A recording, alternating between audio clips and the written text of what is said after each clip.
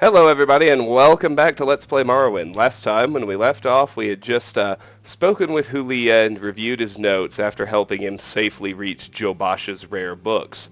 So let's look around the bookshop.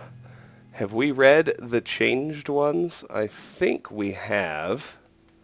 Yes, we have. The Cantatas of Vivek we've read, so let's go up here. The Annotated Anawad we've read. The Old Ways, I think we actually have read. Yes, good. Origin of the Mages Guild, yes. The Book of Daedra, yes. All 5 volumes of the Real Baron Zaya, yes. Consolations of Prayer, yes. Lives of the Saints, yes. Frontier Conquest, yes. Doors of the Spirit, yes. Next shelf. Mysterious Akavir, we have read that. Yes, we have. Okay. The House of Troubles, yes. Lives of the Saints, yes. Legions of the Dead, yes. The Arcturian Heresy, yes. Oh man, we haven't really gotten to rare books yet, have we? Annotated Anawad, House of Troubles, yes. What's here? Grasping Fortune and Mixed Unit Tactics. I think we've read both of those. Next shelf. Brief History of the Empire, we've read. The Yellow Book of Riddles, I believe we have read. Yep. Carom's Heart of Anequina. That is a new book. I believe it's an armorer skill book, so we'll read it and take it off the list.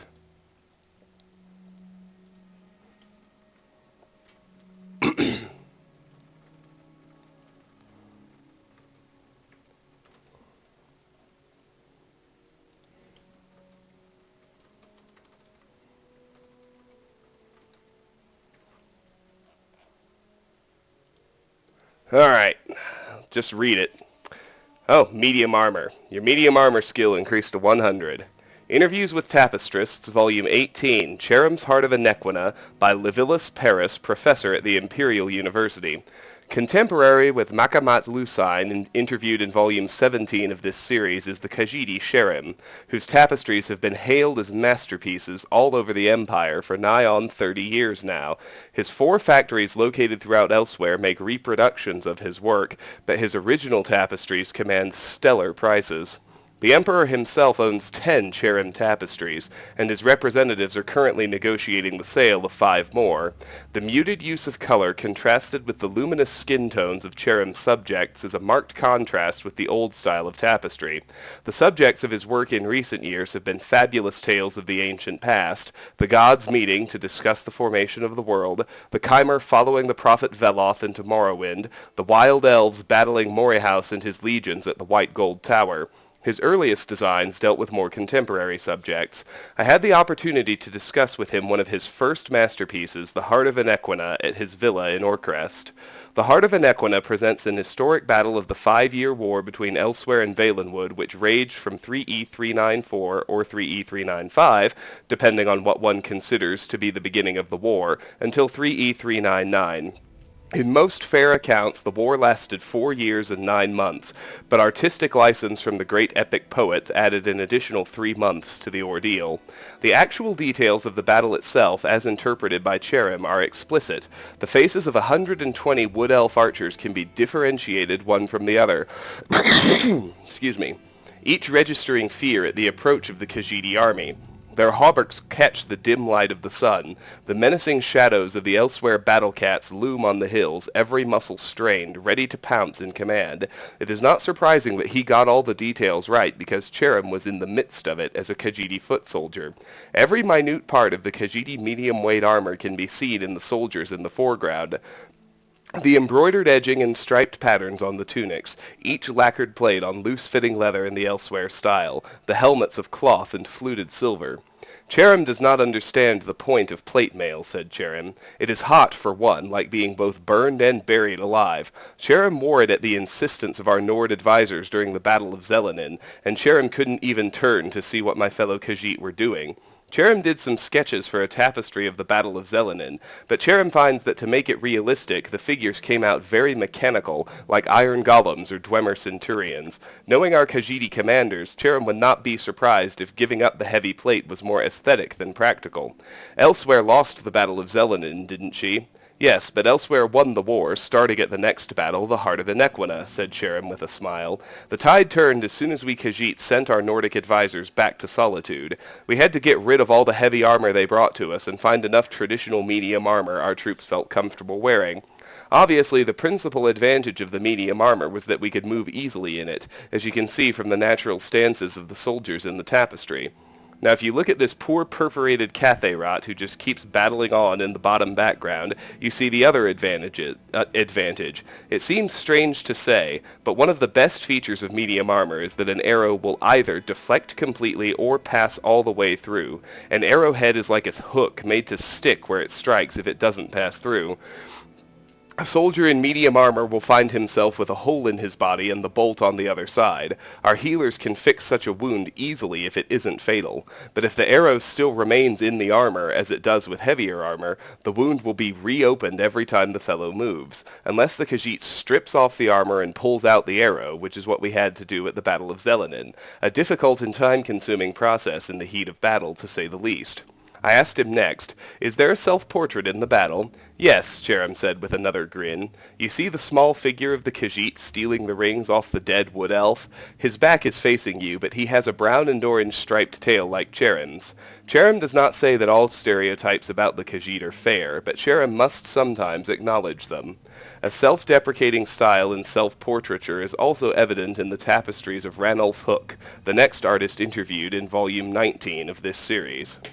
So there you go. Oops.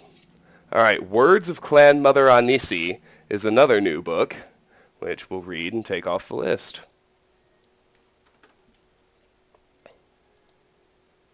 Words of Clan Mother Ahnissi to her favored daughter. Ahnissi tells you, "You are no longer a mewing kitten, and you have learned to keep secrets from Ahnissi, and so Ahnissi tells you. In the beginning there were two littermates, Anur and Fadome. After many phases, Fadome said to Anur, 'Let us wed and make children to share our happiness.' And they gave birth to Alkosh, the first cat. And Anur said, 'Alkosh, we give you time, for what is as fast or as slow as a cat?' And they gave birth to Kenarthi, the winds. 'Kenarthi, to you we give the sky, for what can fly higher than the wind?' And they gave birth to Magris, the cat's eye. 'Magris, to you we give the sun, for what is brighter than the eye of a cat?' And they gave birth to Mara, the mother cat. 'Mara, you are love, for what is more loving than a mother?'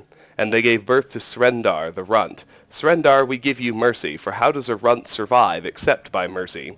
And many phases passed, and Anur and Fadome were happy. And Anur said, 'We should have more children to share our happiness.' And Fadome agreed, and she gave birth to Hermora, and she gave birth to Hirsine, and she gave birth to Meruns and Mafala and Sangin and Shegarath and many others. And Fadome said, 'Hermora, you are the tides, for who can say whether the moons predict the tides or the tides predict the moons? Hirsine, you are the hungry cat, for what hunts better than a cat with an empty belly? Meruns, you are the Jakajit, for what is more destructive than a kitten? Mafala, you are the clan mother, for what is more secretive than the ways of the clan mothers? Sangin, you are the blood cat, for who can control the urges of blood? Shegarath, you are the skooma cat, for what is crazier than a cat on skooma?' And Anur said, 2 litters is enough, for too many children will steal our happiness. But Kenarthi went to Fadome and said, 'Fadome, mother, Kenarthi grows lonely so high above the world where not even my brother Alkosh can fly.'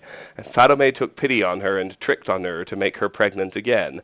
And Fadome gave birth to the moons in their motions. And she gave birth to Nerni, the majestic sands and lush forests. And she gave birth to Azura, the dusk and the dawn.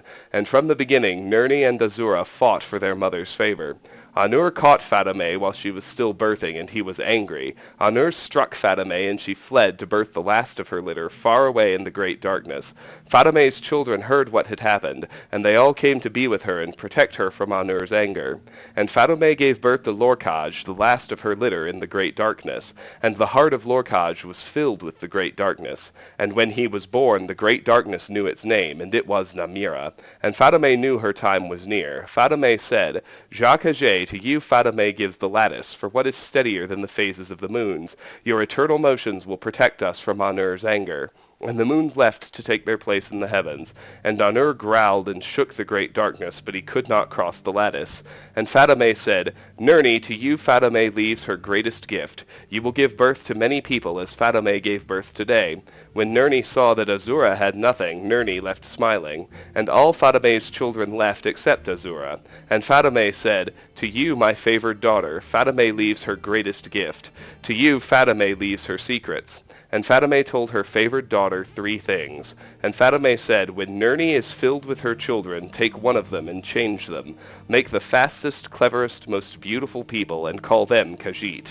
And Fatime said, the Khajiit must be the best climbers, for if Maser and Secunda fail, they must climb Kenarthi's breath to set the moons back in their courses. And Fatime said, the Khajiit must be the best deceivers, for they must always hide their nature from the children of Anur. And Fatime said, the Khajiit must be the best survivors, for Nerni will be jealous, and she will make the sands harsh and the forests unforgiving, and the Khajiit will always be hungry and at war with Nerni. And with these words Fatime died. After many phases, Nerni came to Lorkhaj and said, Lorkhaj, Fatime told me to give birth to many children, but there is no place for them. And Lorkhaj said, Lorkhaj makes a place for children, and Lorkhaj puts you there so you can give birth. But the heart of Lorkhaj was filled with the great darkness, and Lorkhaj tricked his siblings so that they were forced into this new place with Nerni. And many of Fatime's children escaped and became the stars, and many of Fatime's children died to make Nerni's path stable, and the survivors stayed and punished Lorkhaj. The children of Fatime tore out the heart of Lorkhaj and hid it deep within Nerni, and they said, we curse you, noisy Lorkhaj, to walk Nerni for many phases. But Nerni soon forgave Lorkhaj, for Nerni could make children, and she filled herself with children, but cried because her favorite children, the forest people, did not know their shape. And Azura came to her and said, poor Nerni, stop your tears. Azura makes for you a gift of a new people. Nerni stopped weeping, and Azura spoke the first secret to the moons, and they parted and let Azura pass. And Azura took some forest people who were torn between man and beast, and she placed them in the best deserts and forests on Nerni. And Azura in her wisdom made them of many shapes, one for every purpose. And Azura named them Khajiit, and told them her second secret, and taught them the value of secrets. And Azura bound the new Khajiit to the lunar lattice, as is proper for Nerni's secret defenders. Then Azura spoke the third secret, and the moons shone down on the marshes, and their light became sugar. But Ifer heard the first secret and snuck in behind Azura, and Ifer could not appreciate secrets, and he told Nerni of Azura's trick. So Nerni made the deserts hot and the sands biting, and Nerni made the forests wet and filled with poisons. And Nerni thanked Ifer and let him change the forest people also. And Ifer did not have Azura's subtle wisdom, so Ifer made the forest people elves always and never beasts. And Ifer named them Bosmer, and from that moment they were no longer in the same litter as the Khajiit. And because Ifer had no appreciation for secrets, he shouted the first secret across all the heavens with his last breath, so that all of Fatime's children could cross the lattice. But Azura in her wisdom closed the ears of angry Anur and noisy Lorkhaj, so they alone did not hear the word. Interesting. Alright, well here's a little chest to unlock. Just a level 5, with just a little gold in it.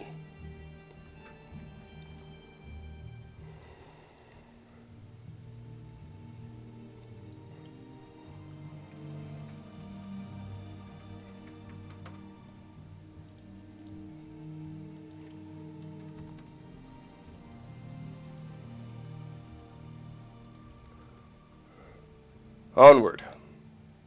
More books, probably. The Cantatas of Vivek we've read, the Changed Ones we've read. Progress of Truth. That's a new book. Let's read it. Progress of Truth, compiled by the Dissident Priests.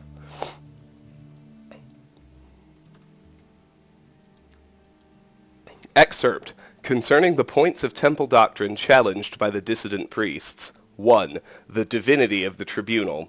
Temple doctrine claims their apotheosis was miraculously achieved through questing, virtue, knowledge, testing, and battling with evil. Temple doctrine claims their divine powers and immortality are ultimately conferred as a communal judgment by the Dunmer ancestors, including, among others, the good Daedra, the prophet Veloth, and Saint Nerevar. Dissident priests ask whether Dagothur's powers and the tribunal powers might ultimately derive from the same source, Red Mountain. Sources in the Apocrypha suggest that the tribunal relied on profanely enchanted tools to achieve godhood, and that those unholy devices were the ones originally created by the ungodly Dwemer sorcerer Kagranak to create the false construct Numidium. 2. The purity of the tribunal. The dissident priests say that the temple has always maintained a public face, represented by the hieroglypha, the priestly writings, and a hidden face, represented by the apocrypha, the hidden writings. The public account portrays the actions of the tribunal in a heroic light, while the hidden writings reveal secrets, untruths, inconsistencies, conflicting accounts, and varying interpretations, which hint at darker and less heroic motives and actions of the tribunes. In particular, conflicting accounts of the battle at Red Mountain raise questions about the tribunal's conduct and about the source of their subsequent apotheosis. Also, there is good evidence that the tribunal have been concealing the true nature of the threat posed by Dagothur at Red Mountain, misleading the people about the tribunal's ability to protect Morrowind from Dagothur, and concealing a recent dramatic diminishing of the tribunal's magical powers. 3. Temple accounts of the battle at Red Mountain. Tribunal tradition does not, or Ashlander tradition does not place the tribunal at Red Mountain, and holds that the Dwemer destroyed themselves, rather than that Nerevar destroyed them. Ashlander tradition further holds that Nerevar left Dagothur guarding the profane secrets of Red Mountain, while Nerevar went to confer with the Grand Council, i.e. the tribunal, that Nerevar died at the conference, not of his wounds, according to the Ashlanders, but from treachery, and that subsequently the tribunal confronted a defiant Dagothur within Red Mountain, then drove Dagothur beneath Red Mountain when he would not yield to their will. 4.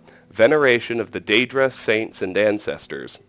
While challenging the divinity of the tribunal, the dissidents do not challenge the sainthood or heroism of the tribunal. In fact, the dissident priests advocate restoring many of the elements of fundamentalist ancestor worship as practiced by the Ashlanders and by Saint Veloth. Exactly how this would work is debated inconclusively within the dissident priests. 5. Denial of the prophecies of the incarnate and persecution of the Nerevarines. Though no consensus exists among the dissidents about whether the Nerevarine prophecies are genuine, all agree that the persecution of the Nerevarines is unjust and politically motivated. The dissident priests do not reject mysticism, revelation, or prophecy as part of the religious experience. The dissidents have not resolved the issue of true or false insights. They have studied the mysticism of the Ashlander ancestor cults, in particular the rites of the Ashlander seers and wise women, and the prophecies of the incarnate. Many among the dissident priests have come to believe that the Nerevarine prophecies are genuine, and have made a systematic study of prophecies recorded in temple archives. 6. Authority of the Archcanon and the Ordinators. The dissident priests reject the authority of the Archcanon and the Ordinators. The temple hierarchy has been corrupted by self-interest and politics, and no longer acts in the best interests of the temple or its worshippers. The dissident priests believe the Archcanon and Ordinators speak for themselves, not for the tribunal. 7. The Inquisition and the use of terror and torture by the Ordinators. Within the temple hierarchy, it is an open secret that the Ordinators rely on abduction, terror, torture, and secret imprisonment to discourage heresy and dissent. The dissident priests feel the Ordinators are either out of control or tools used to maintain a corrupt priesthood in power. 8. Fundamentals of temple doctrine: charity for the poor, education for the ignorant, protection for the weak. Though the dissident priests acknowledge that most rank-and-file priests honor the best traditions of the temple, they believe that many priests in higher ranks are interested more in love of authority and luxury than in the welfare of the poor, weak, and ignorant. Interesting. We've read Brief History of the Empire, so let's head downstairs, where we find, surprise, several more bookshelves. Ngasta Kavada Kavakis. That's a new book, I think. Nope, just kidding. We've read that one already. Forget where, but we have. Please get out of the way, Mr. Ordinator. Thank you. Mixed Unit Tactics. And here is the entire series, A Dance in Fire. We've got 3 of those left that are new. 2, 5, and 7.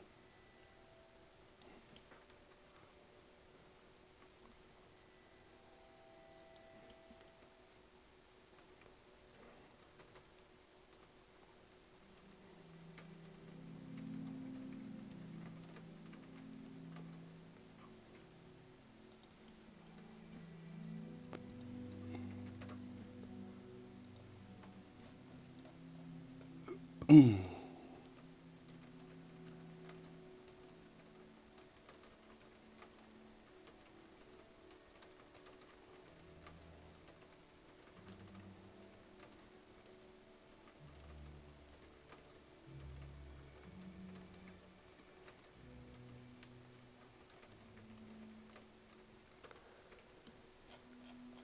right, done taking notes. So 2, 5, and 7 are the ones I haven't read yet. So let's start with 2. Block increased to 100.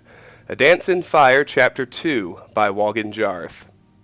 It was a complete loss. The Cathay Rot had stolen or destroyed almost every item of value in the caravan in just a few minutes' time. Decimus Scotty's wagon load of wood he had hoped to trade with the Bosmer had been set on fire and then toppled off the bluff. His clothing and contracts were tattered and ground into the mud of dirt mixed with spilt wine. All the pilgrims, merchants, and adventurers in the group moaned and wept as they gathered the remnants of their belongings by the rising sun of the dawn. I best not tell anyone that I managed to hold on to my notes for my translation of the Menoriad play bar, whispered the poet Griff Mallon. They'd probably turn on me. Scotty politely declined the opportunity of telling Mallon just how little value he himself placed on the man's property. Instead, he counted the coins in his purse, 34 gold pieces. Very little indeed for an entrepreneur beginning a new business. "Hoy!" came a cry from the wood. A small party of Bosmer emerged from the thicket, clad in leather mail and bearing arms. "Friend or foe?" "Neither," growled the convoy head. "You must be the Cyrodiils," laughed the leader of the group, a tall, skeleton-thin youth with a sharp, vulpine face. "We heard you were en route. Evidently, so did our enemies." "I thought the war was over," muttered one of the caravan's now ruined merchants. The Bosmer laughed again. "No act of war, just a little border enterprise. You were going on to Falinesti?" "I'm not," the convoy head shook his head. "As far as I'm concerned, my duty is done. No more horses, no more caravan. Just a fat profit loss to me." The men and women crowded around the man, protesting, threatening, begging, but he refused to step foot in Valenwood. If these were the new times of peace, he said, he'd rather come back for the next war. Scotty tried a different route and approached the Bosmer. He spoke with an authoritative but friendly voice, the kind he used in negotiations with peevish carpenters. "I don't suppose you'd consider escorting me to Falinesti. I'm a representative for an important imperial agency, the Atreus Building Commission, here to help repair and alleviate some of the problems the war with the Khajiit brought to your province. Patriotism. 20 gold pieces, and you must carry your own gear if you have any left," replied the Bosmer. Scotty reflected that negotiations with peevish carpenters rarely went his way either. 6 eager people had enough gold on them for payment. Among those without funds was the poet, who appealed to Scotty for assistance. "I'm sorry, Griff, I only have 14 gold left over. Not even enough for a decent room when I get to Falinesti. I really would help you if I could," said Scotty, persuading himself that it was true. The band of 6 and their Bosmer escorts began the descent down a rocky path along the bluff. Within an hour's time, they were deep in the jungles of Valenwood. A never-ending canopy of hues of browns and greens obscured the sky, and millennia's worth of fallen leaves formed a deep, wormy sea of putrefaction beneath their feet. Several miles were crossed wading through the slime. For several more they took a labyrinthian path across fallen branches and the low-hanging boughs of giant trees. All the while, hour after hour, the inexhaustible Bosmer host moved so fast the Cyrodiils struggled to keep from being left behind. A red-faced little merchant with short legs took a bad step on a rotten branch and nearly fell. His fellow provincials had to help him up. The Bosmer paused only a moment, their eyes continually darting to the shadows in the trees above before moving on at their usual expeditious pace. "What are they so nervous about?" wheezed the merchant irritably. "More Cathay rot?" "Don't be ridiculous," laughed the Bosmer unconvincingly. "Khajiit this far into Valenwood, in times of peace, they'd never dare."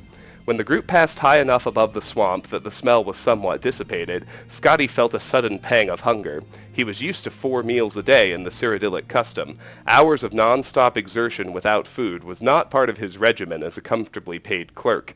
He pondered, feeling somewhat delirious, how long they had been trotting through the jungle. 12 hours? 20? A week? Time was meaningless. Sunlight was only sporadic through the vegetative ceiling. Phosphorescent molds on the trees and in the muck below provided the only regular illumination. "Is it at all possible for us to rest and eat?" he hollered to his host up ahead. "We're near to Falinesti," came the echoing reply. "Lots of food there."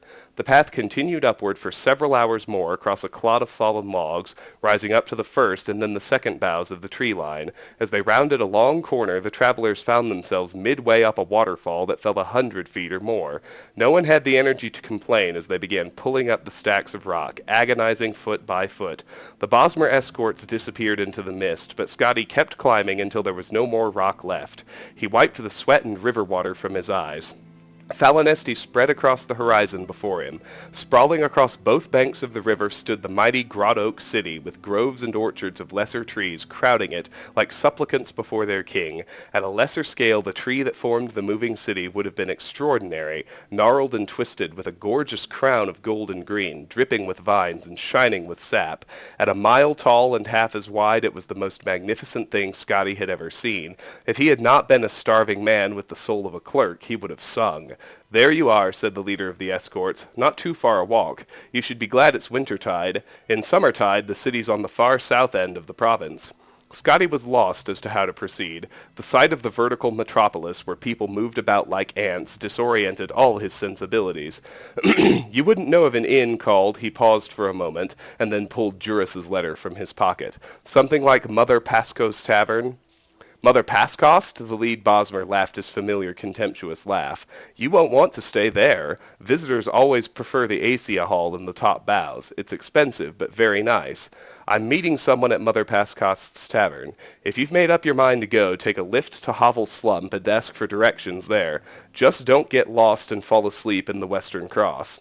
This apparently struck the youth's friends as a very witty jest, and so it was with their laughter echoing behind him that Scotty crossed the writhing root system to the base of Falinesti.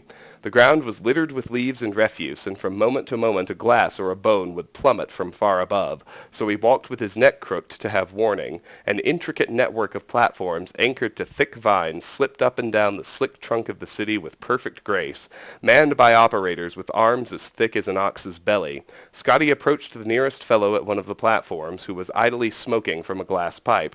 "I was wondering if you might take me to Hovel Slump." The Mer nodded, and within a few minutes' time Scotty was 200 feet in the air at a crook between two mighty branches. Curled webs of moss stretched unevenly across the fork, forming a sharing roof for several dozen small buildings. There were only a few souls in the alley, but around the bend ahead he could hear the sound of music and people. Scotty tipped the Falinesti platform ferryman a gold piece and asked for the location of Mother Pascost's Tavern.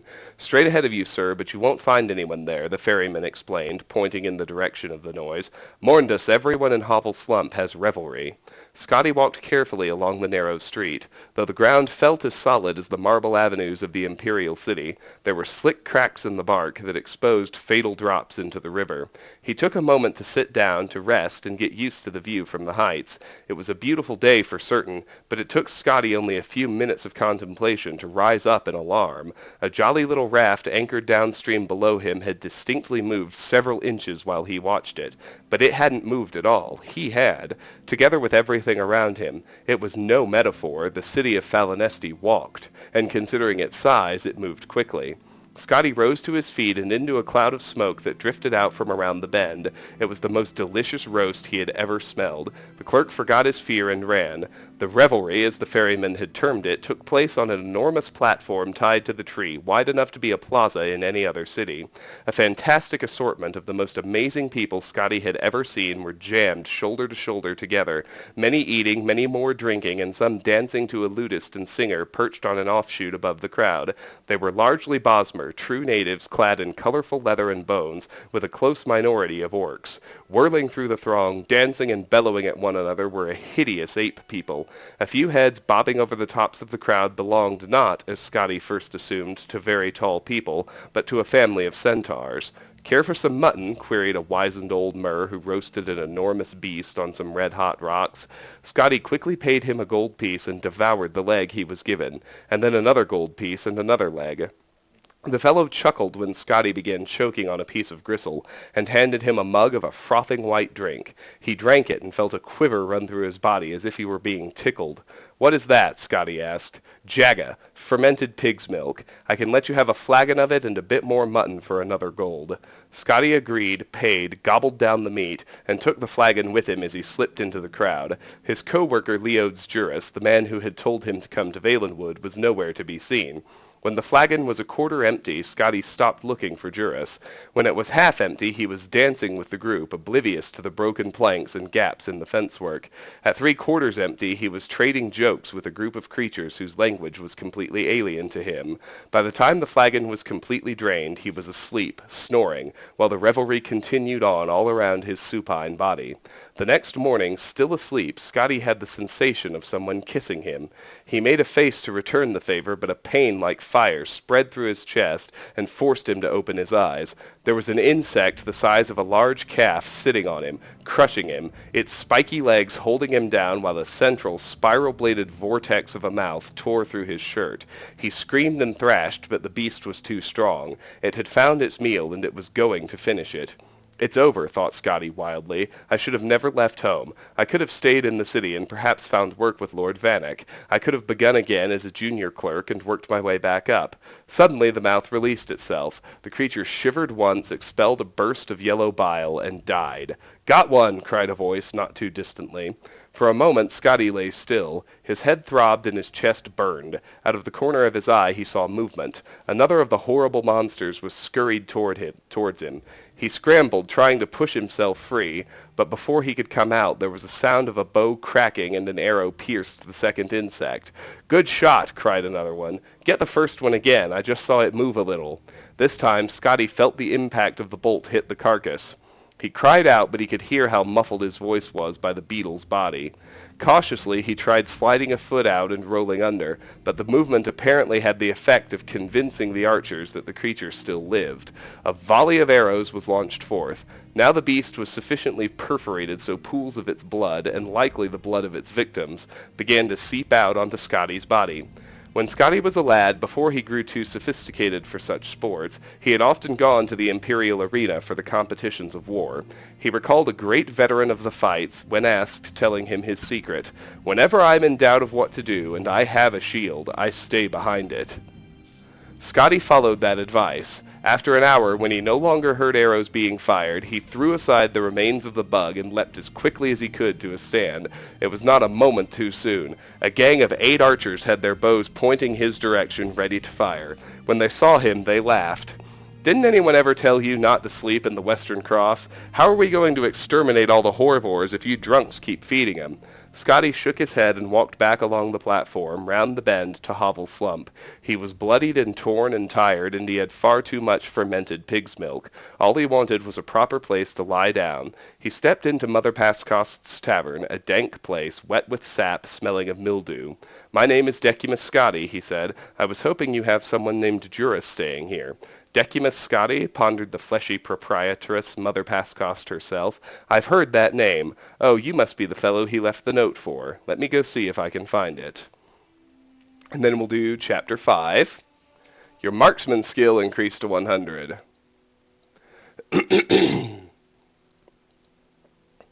A Dance in Fire Chapter 5 by Wogan Jarth. "Soap, the forest will eat love. Straight ahead, stupid and a stupid cow." The voice boomed out so suddenly that Decimus Scotty jumped. He stared off into the dim jungle glade from which he only heard animal and insect calls and the low whistling of wind moments before. It was a queer, oddly accented voice of indiscriminate gender, tremulous in its modulations, but unmistakably human, or at very least elven, an isolated Bosmer perhaps, with a poor grasp of the Cyrodiilic language. After countless hours of plodding through the dense knot of Valenwood jungle, any voice of slight familiarity sounded wondrous. "Hello?" he cried. "Beetles on any names? Certainly yesterday, yes," the voice called back. "Who, what, and when, and mice?" "I'm afraid I don't understand," replied Scotty, turning toward the brambled tree, thick as a wagon, where the voice had issued. "But you needn't be afraid of me. My name is Decimus Scotty. I'm a Cyrodiil from the Imperial City. I came here to help rebuild Valenwood after the war, you see, and now I'm rather lost. Gemstones and grilled slaves. The war," moaned the voice, and broke down into sobs.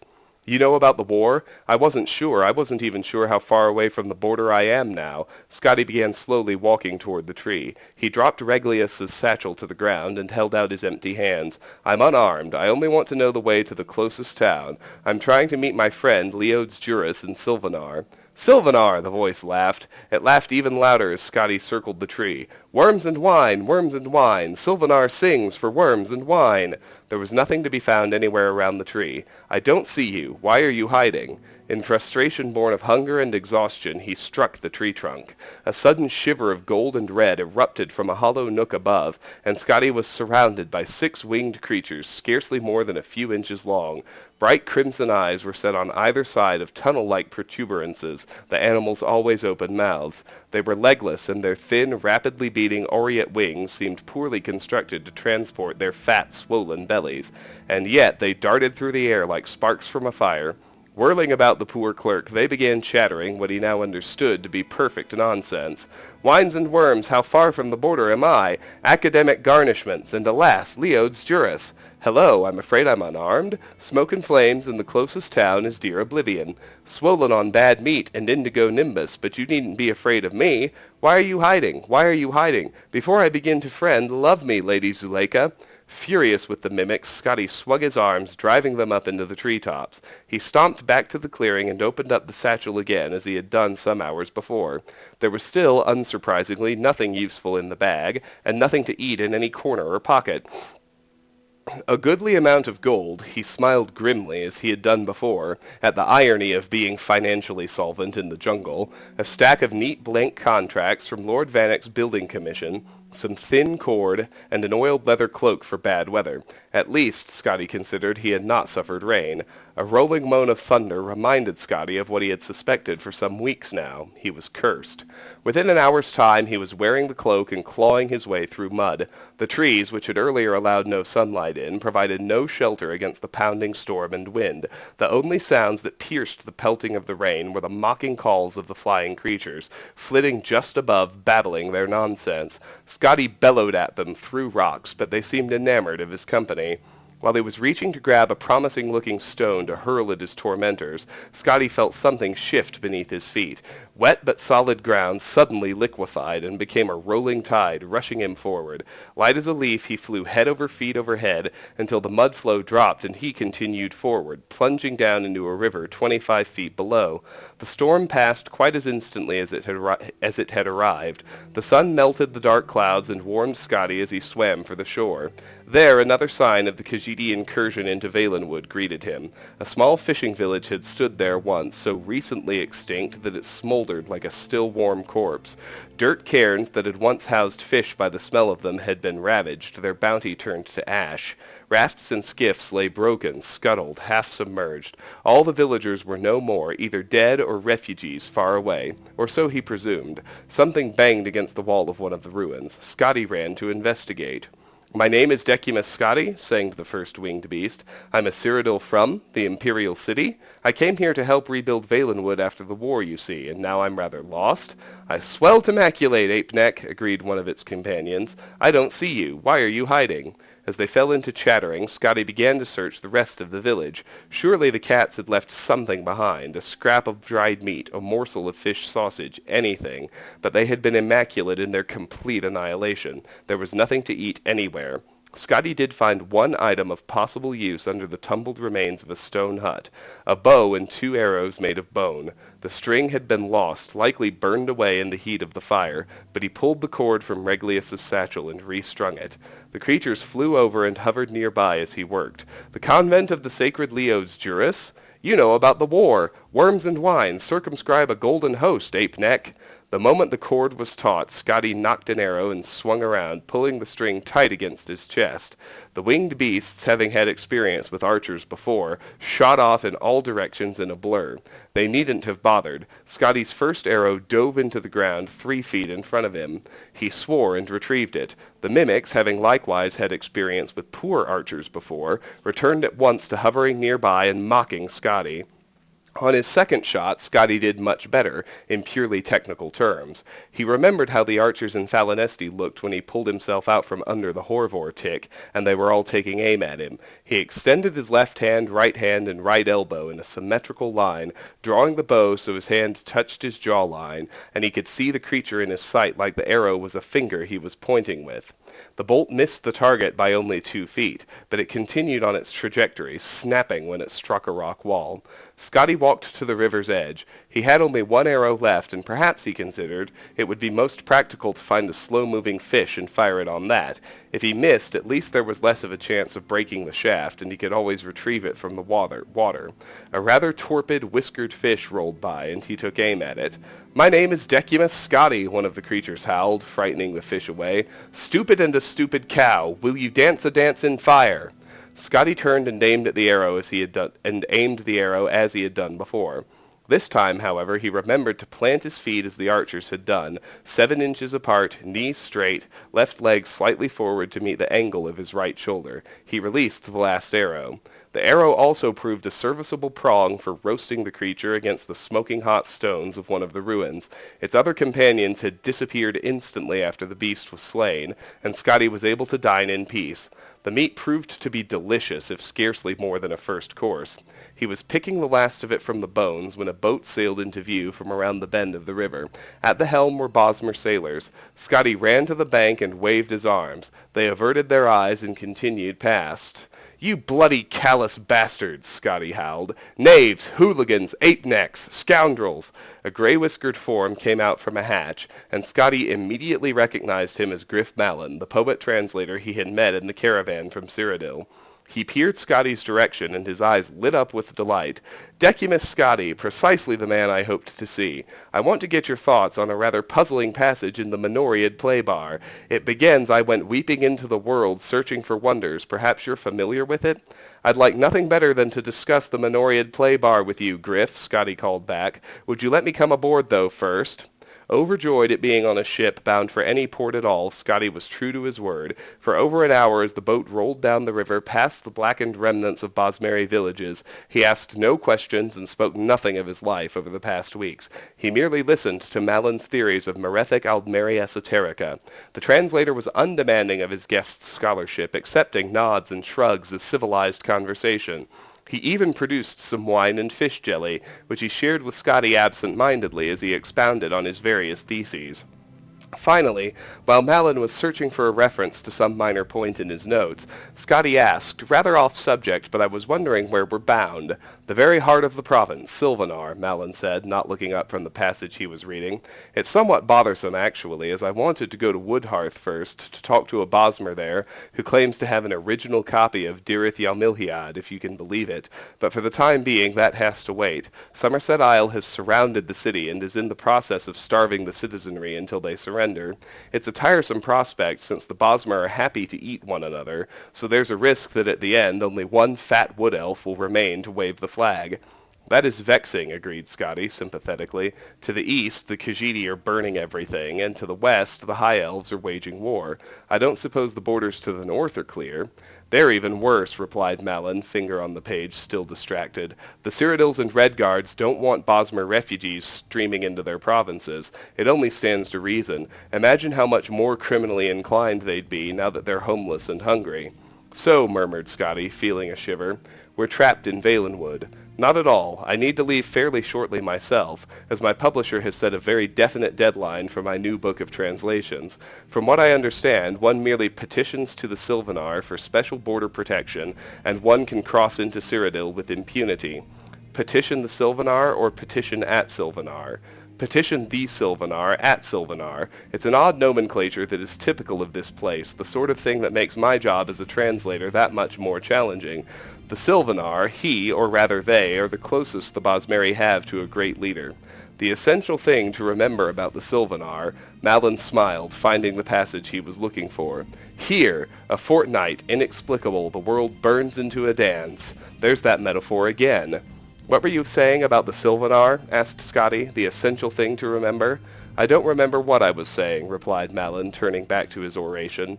In a week's time, the little boat bumped along the shallow, calmer waters of the foaming current the Xylo had become, and Decimus Scotti first saw the city of Silvanar. If Falinesti was a tree, then Silvanar was a flower, a magnificent pile of faded shades of green, red, blue, and white, shining with crystalline residue.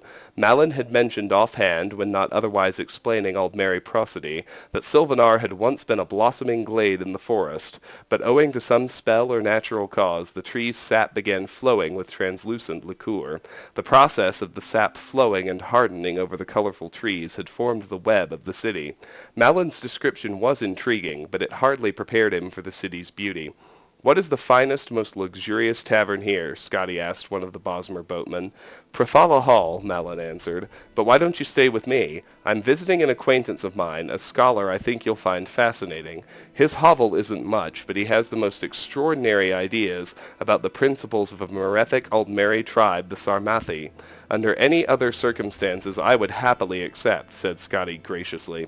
"But after weeks of sleeping on the ground or on a raft and eating whatever I could scrounge, I feel the need for some indulgent creature comforts. And then, after a day or two, I'll petition the Silvanar for safe passage to Cyrodiil."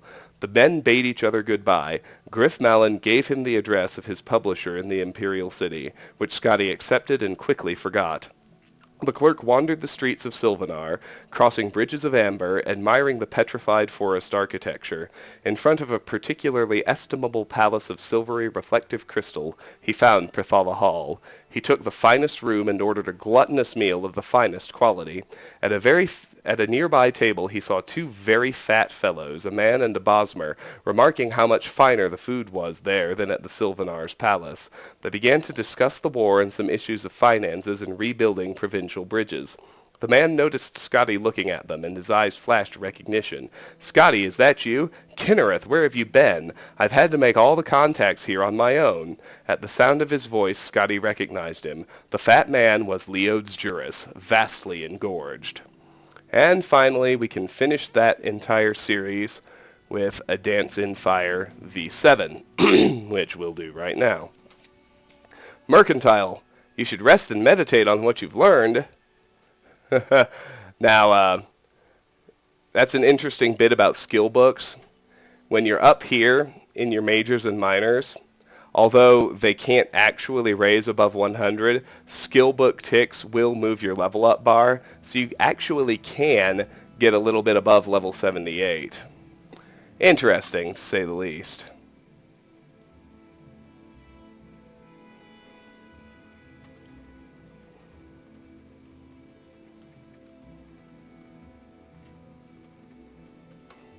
So we'll be sure to sleep. I'm not going to say no to 10 more health points. But anyway, let's read the book.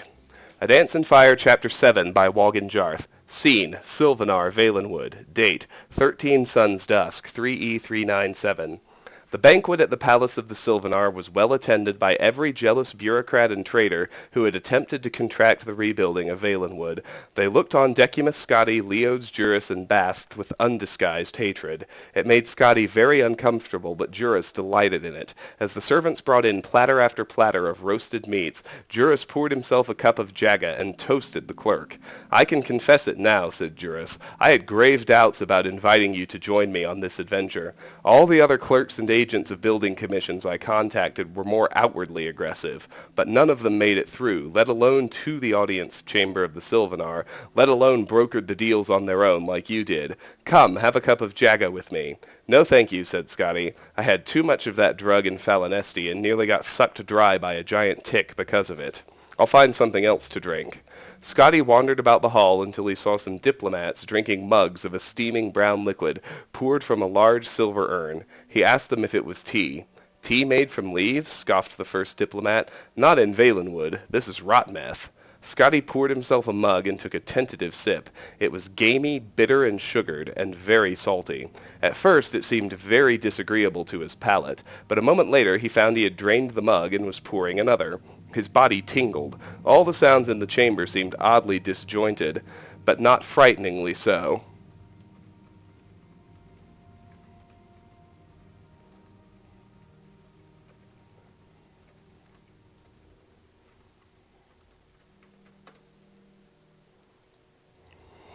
"So you're the fellow who got the Sylvanar to sign all those contracts," said the second diplomat. "That must have required some deep negotiation." "Not at all, not at all. Just a little basic understanding of mercantile trading," grinned Scotty, pouring himself a third mug of rotten meth. "The Sylvanar was very eager to involve the Imperial State with the affairs of Valenwood. I was very eager to take a percentage of the commission. With all that blessed eagerness, it was merely a matter of putting quill to contract, bless you." "You have been in the employ of His Imperial Majesty very long?" asked the first diplomat. "It's a bit more complicated than that in the Imperial City. Between you and me, I don't really have a job. I used to work for Lord Atreus and his building commission, but I got sacked. And then the contracts are from Lord Vanek and his building commission, because I got 'em from this fellow Reglius, who is a competitor but still a very fine fellow until he was made dead by those Khajiit." Scotty drained his fifth mug. "When I go back to the Imperial City, then the real negotiations can begin, bless you. I can go to my old employer and to Lord Vanek and say, 'Look here, you, which one of you wants these commissions?' And they'll fall over each other to take them from me. It will be a bidding war for my percentage, the likes of which no one nowhere has never seen." "So you're not a representative of His Imperial Majesty the Emperor?" asked the first diplomat. "Didn't you hear what I said, you stupid?" Scotty felt a surge of rage, which quickly subsided. He chuckled and poured himself a seventh mug. "The building commissions are privately owned, but they're still representatives of the Emperor. So I'm a representative of the Emperor. Or I will be, when I get these contracts in. It's very complicated. I can understand why you're not following me. Bless you, it's all like the poet said, a dance in fire if you follow the illusion, that is to say, allusion." "And your colleagues, are they representatives of the Emperor?" asked the second diplomat. Scotty burst into laughter, shaking his head. The diplomats bade him their respects and went to talk to the minister. Scotty stumbled out of the palace and reeled through the strange organic avenues and boulevards of the city. It took him several hours to find his way to Prithala Hall and his room. Once there, he slept, very nearly on his bed. The next morning he woke to Juris and Bast in his room, shaking him. He felt half asleep and unable to open his eyes fully, but otherwise fine. The conversation with the diplomats floated in his mind in a haze, like an obscure childhood memory. "What in Mara's name is rotmeth?" he asked quickly. "Rancid, strongly fermented meat juices with lots of spices to kill the poisons," smiled Bast. "I should have warned you to stay with Jaga." "You must understand the meat mandate by now," laughed Juris. "These Bosmeri would rather eat each other than touch the fruit of the vine or the field." "What did I say to those diplomats?" cried Scotty. "Nothing bad, apparently," said Juris, pulling out some papers. "Your escorts are downstairs to bring you to the Imperial Province. Here are your papers of safe passage. The Sylvanar seems very impatient about business proceeding forward rapidly. He promises to send you some sort of rare treasure when the contracts are fulfilled. See, he's already given me something." Juris showed off his new bejeweled earring, a beautiful large-faceted ruby. Bath showed that he had a similar one. The two fat fellows left the room so Scotty could dress and pack. A full regiment of the Sylvanar's guards was on the street in front of the tavern. They surrounded a carriage crested with the official arms of Valenwood. Still dazed, Scotty climbed in, and the captain of the guard gave the signal. They began a quick gallop. Scotty shook himself and then peered behind. Bast and Juris were waving him goodbye. "Wait," Scotty cried. "Aren't you coming back to the Imperial Province too?" "The Sylvanar asked that we stay behind as Imperial representatives," yelled Leode's Juris, "in case there's a need for more contracts and negotiations. He's appointed us undrape, some sort of special honor for foreigners at court. Don't worry, lots of banquets to attend. You can handle the negotiations with Vanek and Atreus yourself, and we'll keep things settled here." Juris continued to yell advice about business, but his voice became indistinct with distance. Soon it disappeared altogether as the convoy rounded the streets of Sylvanar. The jungle loomed suddenly, and then they were in it. Scotty had only gone through it by foot or along the rivers by slow-moving boats. Now it flashed all around him in profusions of greens. The horses seemed even faster moving through underbrush than on the smooth paths of the city. None of the weird sounds or dank smells of the jungle penetrated the escort. It felt to Scotty as if he were watching a play about the jungle with a background of a quickly moving scrim, which offered only the merest suggestion of the place. So it went for 2 weeks. There was lots of food and water in the carriage with the clerk, so he merely ate and slept as the caravan pressed endlessly on. From time to time he'd hear the sound of blades clashing, but when he looked around, whatever had attacked the caravan had long since been left behind. At last they reached the border where an imperial garrison was stationed. Scotty presented the soldiers who met the carriage with the papers. They asked him a barrage of questions that he answered monosyllabically and then let him pass. It took several more days to arrive at the gates of the imperial city. The horses that had flown so fast through the jungle now slowed down in the unfamiliar territory of the wooded Colovian estates. By contrast, the cries of his province's birds and smell of his province's plant life brought Decimus Scotty alive. It was as if he had been dreaming all the past months. At the gates of the city, Scotty's carriage door was opened for him, and he stepped out on uncertain legs. Before he had a moment to say something to the escort, they had vanished, galloping back south through the forest. The first thing he did now that he was home was go to the closest tavern and have tea and fruit and bread. If he never ate meat again, he told himself, that would suit him very nicely. Negotiations with Lord Atreus and Lord Vanek proceeded immediately thereafter. It was most agreeable. Both commissions recognized how lucrative the rebuilding of Valenwood would be for their agency. Lord Vanek claimed, quite justifiably, that as the contracts had been written on forms notarized by his commission, he had the legal right to them. Lord Atreus claimed that Decimus Scotty was his agent and representative, and that he had never been released from employment. The Emperor was called to arbitrate, but he claimed to be unavailable. His advisor, the Imperial battle mage Jagar Tharn, had disappeared long ago and could not be called on for his wisdom and impartial mediation. Scotty lived very comfortably off the bribes from Lord Atreus and Lord Vanek. Every week a letter would arrive from Juris or Bast asking about the status of negotiations. Gradually these letters ceased coming, and more urgent ones came from the Minister of Trade and the Sylvanar himself. The War of the Blue Divide with Somerset Isle ended with the Altmeri winning several new coastal islands from the Wood Elves. The war with Elsewhere continued, ravaging the eastern borders of Valenwood. Still Vanek and Atreus fought over who would help. One fine morning in the early spring of the year 3E398, a courier arrived at Decimus Scotty's door. Lord Vanek has won the Valenwood Commission and requests that you and the contracts come to his hall at your earliest convenience. Has Lord Atreus decided not to challenge further? Asked Scotty. He's been unable to, having died very suddenly just now from a terribly unfortunate accident, said the courier. Scotty had wondered how long it would be before the Dark Brotherhood was brought in for final negotiations. As he walked toward Lord Vanek's building commission, a long, severe piece of architecture on a minor but respectable plaza, he wondered if he had played the game as he ought to have. Could Vanek be so rapacious as to offer him a lower percentage of the commission now that his chief competitor was dead?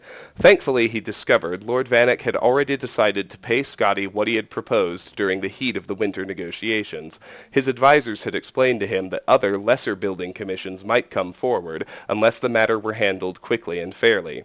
Glad we have all the legal issues done with, said Lord Vanek fondly. Now we can get to the business of helping the poor Bosmeri and collecting the profits.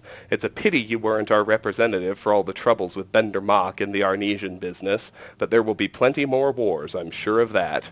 Scotty and Lord Vanek sent word to the Sylvanar that at last they were prepared to honor the contracts. A few weeks later they held a banquet in honor of the profitable enterprise. Decimus Scotty was the darling of the imperial city, and no expense was spared to make it an unforgettable evening. As Scotty met the nobles and wealthy merchants who would be benefiting from his business dealings, an exotic but somehow faintly familiar smell rose in the ballroom. He traced it to its source, a thick roasted slab of meat, so long and thick it covered several platters. The Cyrodiilic revelers were eating it ravenously, unable to find the words to express their delight at its taste and texture. It's like nothing I've never had before. It's like pig-fed venison. Do you see the marbling of fat and meat? It's a masterpiece. Scotty went to take a slice, but then he saw something embedded deep in the dried and rendered roast. He nearly collided with his new employer, Lord Vanek, as he stumbled back. Where did this come from? Scotty stammered. From our client, the Sylvanar, beamed his lordship. It's some kind of local delicacy they call unthrappa. Scotty vomited and didn't stop for some time. It cast rather a temporary pall on the evening, but when Decimus Scotty was carried off to his manor house, the guests continued to dine. The unthrappa was the delight of all, even more so when Lord Vanek himself took a slice and found the first of 2 rubies buried within. How very clever of the Bosmer to invent such a dish, the Cyrodiils agreed. And with that, we've actually been going about an hour. I want to get that level up right quick. So let's just make sure we're sneaking. And take a quick nap right here in Jobasha's bed.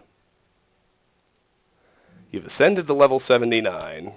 And that just gets us 10 extra health. But hey, why not, right? So with that, let's see if there's anything new. We've read Biography of Baron Zaya. I believe we've read On Oblivion. Let me check right quick. Yes, we have. Read Reflections on Cult Worship. And we've read The Pilgrim's Path. So that shelf is clear. And I'm going to save here because 1 hour is all I have for this installment. This has been Let's Play Morrowind. Read a bunch of books, finished some series, and perhaps most importantly, there were actually enough skill books to get us an extra level up and 10 extra HP. I'm not complaining. Next time we'll continue on through Jobasha's rare books and then continue our explorations of Vivec. Until then, thank you so much for watching. If you enjoy my videos, please consider clicking an ad, liking, sharing, or subscribing, any or all of which will really help me out. But regardless, please know that I really do appreciate the time you spend watching and hope you have a fantastic day. Bye-bye.